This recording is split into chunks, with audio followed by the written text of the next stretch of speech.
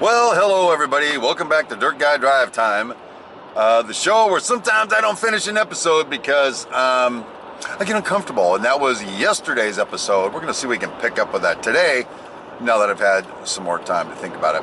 Anyway, today is Wednesday, August 27th or 8th. I can't remember. I think it's the 28th. Whatever. I think it is the 28th. Anyway, on my way home from work, after, a pretty pumped up day at work, I would say. Let's see what happened today. Well, we ended the day with our weekly conference call where all the big cheeses get on the phone. And I used to just sit there and listen while my general super duper intendant ran the show. But these days, because I have sort of supplanted him as the super duper on this job, he was on the call driving somewhere, and I ran the call again. Only this time I took some time to prepare myself. I read through all the notes and all the minutes and everything and went over it with our project engineer, and boom, baby, I nailed it. Matter of fact, it was this one fun part. We're talking about these change orders. This is extra work the owner needs done because something changed, and then the contractors turn in a price for it, and then it gets approved, and then they do the work and get paid the extra money. Or we turn it in and the owner goes, it's too much money, they freak out, and yet they still expect the subcontractor to do the work. Well, we've had enough of that kind of crap. So there's two of them that have been outstanding for a while. Last week on the conference call, I brought up, hey, what's the deal with getting these approved, people? And then I got a little bit of, I did not get an answer. So I told our project engineer, I tell you what, give it a couple days, send an email going, what is going on with these? And he did. And we're working on it. All right, so you got, oh man, my phone is just shining in my face right now. So, I call him the Cobra, right? The owner's rep. And, he's kind of like, well, this is that and that's that. Well, when it got to that point on the conference call, I said, hey, what's going on getting these approved? The reason I'm asking is my framer's going to be out of lumber and unable to proceed unless these are approved. I'm not threatening. He's not threatening. Facts of life are he ain't going to order all this extra lumber without an approved change order. So I'm just letting you know. And then the owner's rep says, well, I'm going to get right on that. And instead of getting all smug and arrogant and bitch slapping me like he normally would, he backed out. I muted the phone real quick. I had my whole team around me. I said, did you hear what he just said? And they all start cracking up. It's like, oh my God, the Cobra backed down a little bit. Oh, very excited stuff. I was totally stoked by that. Flexing the super muscles, the super duper muscles today. We got this zero tolerance policy. Zero tolerance for work boots, long pants, shirts with sleeves, safety vests, kind of bright shirt kind of thing, and hard hats. Hard hats. All right, this is construction. People have been wearing hard hats since, I don't know, Methuselah was a baby. And, so we've adopted a zero tolerance policy. I'm tired of telling people, put on your damn hard hat. It ain't the first time you've been on a job site. So today I came downstairs, went all the way down around and into the basement, and I saw one of the concrete dudes sitting there having lunch without his hard hat on. I said, hey, dude, you got to put on your hard hat. He says, but I'm inside. I'm like, I don't care. Safety doesn't take a day off. Put on your hard hat. So he put on his hard hat. Keep that in mind. Put a pin in that. About 15 feet further, 20 feet further, I walked by a whole bunch of plumbers sitting there having their lunch in the basement. 3 of them did not have their hard hats on. I said, boys, come on, put on your hard hats. You know the drill. They all put on their hard hats. Put a pin in that. We have 4 people putting on their hard hats. Got to the other side of the basement, and there was like 3 dudes sitting there without their hard hats, and I just lost it at that point. Everyone in the basement can hear me. I said, what is the effing problem with this basement that nobody's wearing their goddamn hard hats? Oh, I was getting a little, because it's zero tolerance. I shouldn't be warning you. I should be sending you home. Here's the fun part. Turned around and head back the other direction on the basement. The 3 plumbers had taken their hard hats back off, and so did the one concrete guy. Well, guess what? I walked down there and said, you're out of here. go home. What? Go home. Right now. Leave. You can't be here anymore. I told you to put on your hard hat, and you took it back off. Get out of here. And then I walked over to the concrete guy and said, you're out of here. Go home. He's like, what? I'm eating my lunch. I'm like, then eat your lunch at home. I'm done with this. I turned back around, and the plumbers had their hard hats on, and they were just kicking back, still eating their lunch. And I said to the foreman, right now. Whoa! Put the fear of God in these people. And they all left. So, and there was some other junk that happened. It was kind of, all in all, it was a super duper day, I think. I don't like yelling at people like that. Do not like dropping bombs, baby. It had to be done. It's my job. One of those guys gets nailed in the melon with something, and I didn't do something about it ahead of time. I could go to prison, personally. That doesn't work for me. So anyway, that's kind of the work front. I'm on my way home to hang out with that beautiful wife, Cindy Brown, the queen of everything. And my mistress, my model railroad. I'm going to do some sculptor molding tonight. Someday you'll see a video for it, but that'll be fun. Tomorrow I should probably have sculptor mold on my fingernails. It'll be awesome. But I want to sort of try to revisit what I just got stumped on yesterday.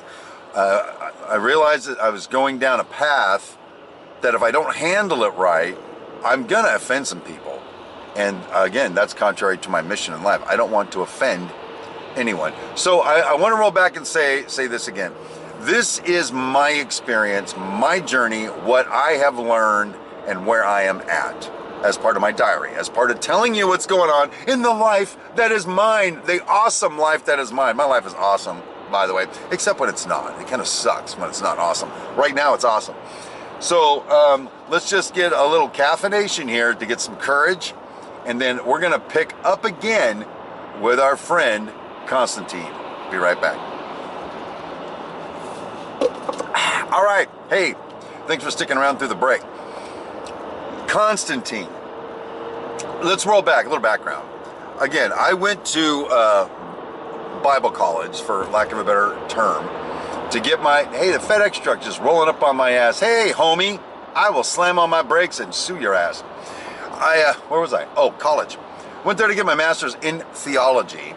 And I did that because I wanted to qualify to get a full-time job as a pastor somewhere and preach the gospel till the day I died. That's what I wanted to do. That's where my heart was at. And again, the irony was, as I was working my way through college, with what I learned and the questions I asked and the answers I got, my whole belief system just came crashing down, and here I am, okay? But in addition to postmodern philosophy, which I learned in college,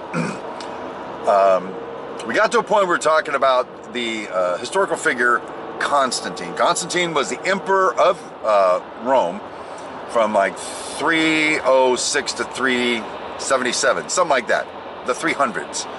Back in the 300s, not like the movie with the Spartans, 300. That was an awesome movie, by the way. I really enjoyed it. It's not like that, though. So here's what Constantine is dealing with in the Roman Empire, okay? He's got Christians and pagans. Two disparate, I don't know why I do that, belief systems, and they don't really get along. And yet both of them, by now, are in the army of the Roman Empire. So think about that. It's like in the Civil War when we had African-American troops and Caucasian troops. Hard to get them to fight together, right? Because one looked at the other like they were inferior and, whatever, that kind of thing. Okay, let's not dredge that up again. What was I thinking? So they had that kind of a problem in the military. So trying to get them united to fight was kind of tough, frankly. Also going on in that period of time, there were two distinct groups of Christians in the early Christian church. Again, not picking on Christians, just talking about history and my journey about it, okay? Two distinct groups. One said Jesus was divine. Jesus is God. The other one said he's not, but he's like super duper guy. That kind of thing. All right? And they were so vehemently opposed that they were slaughtering one another over this principle. So here's Constantine trying to unite an empire around this growing religion, but within that religion, there's people just killing each other, left and right. Unrest everywhere over it. So I'm giving you the high points here. Go study it. I'm not making this up. Constantine puts together, I think it's the Council of Trent, the Council of Nicene, the Council of, I don't know, Council Chambers, the Star Council, I don't know. I can't remember. It's not germane. Puts together a council. Gets all the church bigwigs together and says, here's the deal, boys. This is going to stop. We are going to stay here until we come to a consensus on singular points of theology. That's what he said. Now, keep in mind, Constantine is supposedly had a conversion to Christianity, although there is some debate in that regard. Still did some pagan junk. Constantine forced the church leaders to sign a document that said certain things about doctrine for the church. By forced, I mean sign it and everything's cool. Don't sign it and you are exiled. And by exiled, right? So what choice do you have? You got to sign it. So it's unanimously signed by all the people who signed it, and then the people who didn't, you just never saw them again, all right?